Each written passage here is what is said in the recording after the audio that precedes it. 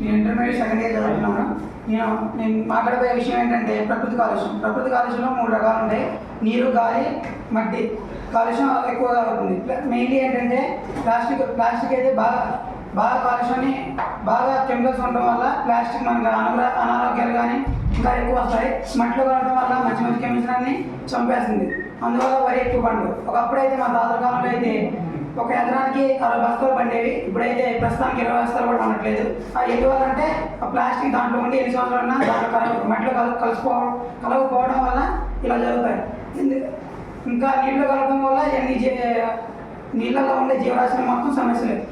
దాంట్లో ఉన్న కెమికల్స్ మొత్తం ఇంగిపోయి వాటికి బట్టి అవి మనం తినకపోయినా అవి చనిపోతాయి. ప్లస్ అవి తినడం వల్ల మనం కూడా చాలా అనారోగ్య సమస్యలు వస్తాయి.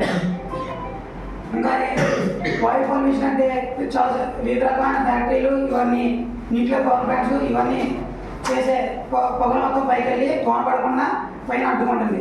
వాన పడకపోవడం వల్ల ఒక రైతుకి చాలా నష్టం వస్తుంది. ఒక పైన యాసిడ్ రైన్ మారితే మనకు చాలా అనారోగ్య సమస్యలు వస్తాయి. ప్లాస్టిక్ పొల్యూషన్ అంటే ఈ ప్లాస్టిక్ పొల్యూషన్ తగ్గించడానికి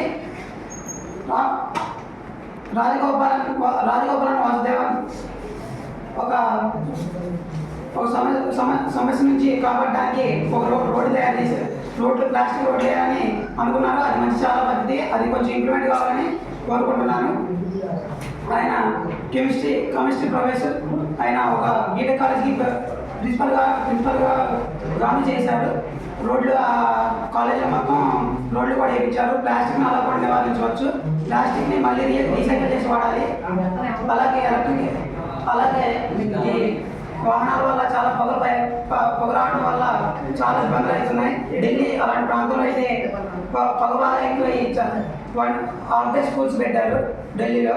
అందువలన ఈ వాహనాలు తక్కువగా వాడాలి. ఎలక్ట్రిక్ వాహనాలు వాడాలని కోరుకుంటున్నాను. అలాగే ఫ్యాక్టరీస్ నుంచి వివిధ విష పదార్థాలు మొత్తం నీటిలో కలిపేస్తున్నారు. అది చాలా తప్పు అవుతుంది. మనం చేసే పనులకి నీటిలో ఉన్న జీవరాశులు మొత్తం చనిపోతున్నాయి. దేనివల్ల అంటే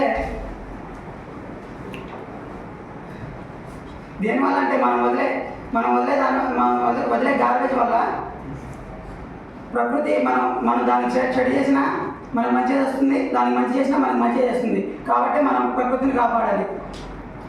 ఇంతటి అవకాశం నాకు ఇచ్చినందుకు ISKCON international society for Krishna కాన్షియస్కి నా మనస్ఫూర్తికి ధన్యవాదాలు.